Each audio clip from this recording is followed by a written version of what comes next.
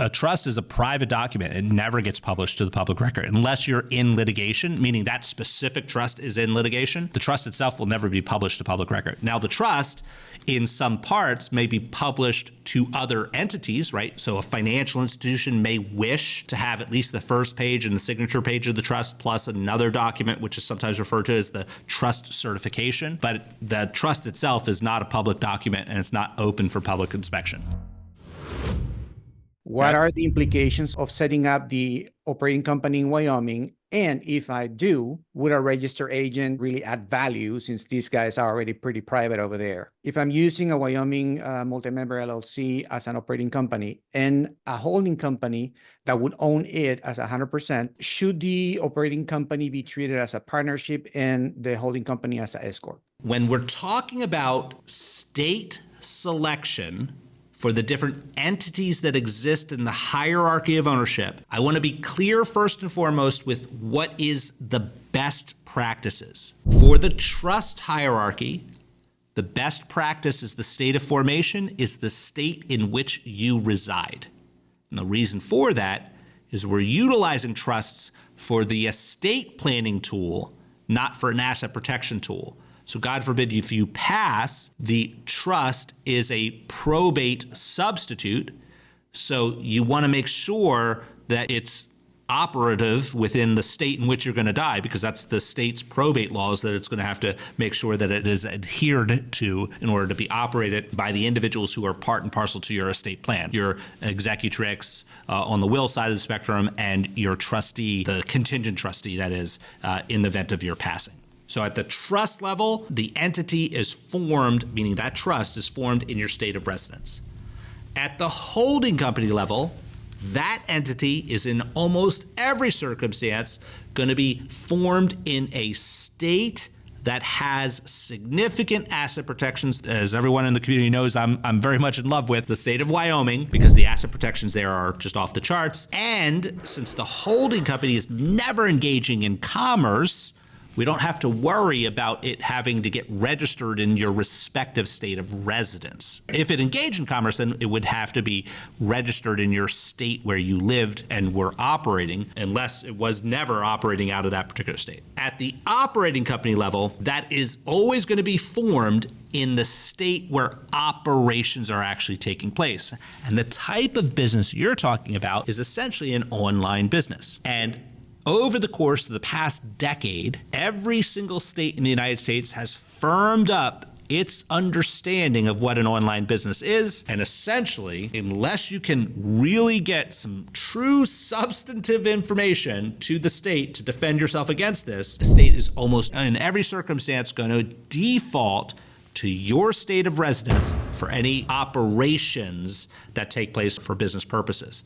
So your operating company should always be registered in the state of operations. For an online company, that is the state in which you reside. So unless you reside in Wyoming, your operating company is not going to be registered in Wyoming. Why?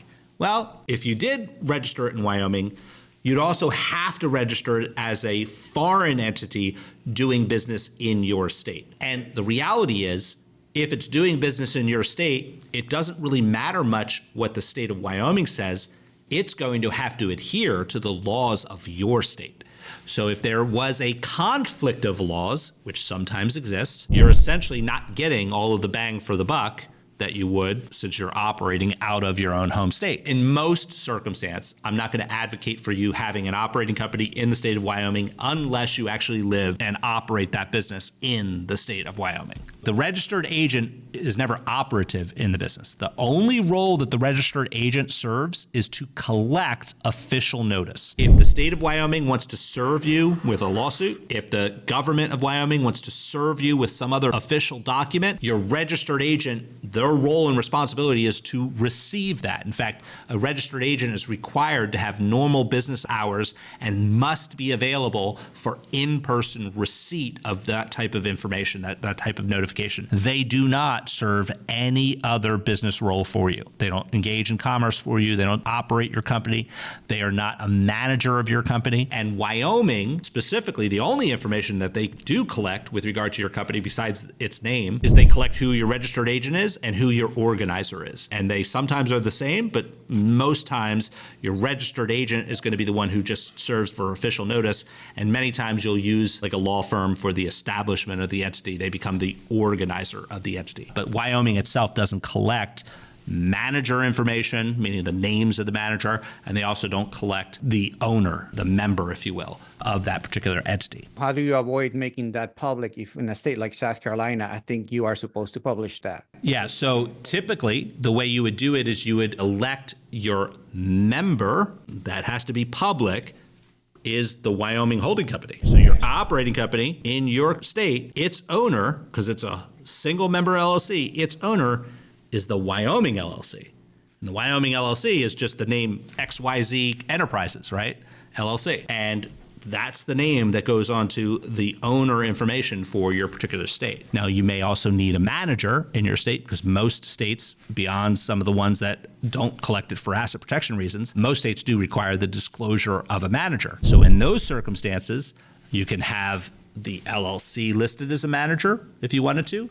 You could list yourself as a manager. I'm not a huge fan of that, but that is a process by which people do go because there's a difference between manager and owner, right? So just because you're listed as manager doesn't mean you're actually the owner of the company. However, when you are listed as manager on public record, that is something that is searchable. And then people can start to read between the lines and see and ask and get more information to try and uncover whether or not you're actually the owner of that particular enterprise. So in that scenario, the workaround for the trust to not become also public, as I think in South Carolina, you may have to publish some information of the trust or not? No. So a trust is a private document. It never gets published to the public record unless you're in litigation, meaning that specific trust is in litigation. The trust itself will never be published to public record. Now, the trust in some parts may be published to other entities, right? So a financial institution may wish to have at least the first page and the signature page of the trust plus another document, which is sometimes referred to as the trust certification. But the trust itself is not a public document and it's not open for public inspection. The trust itself is a revocable entity, right? So you can always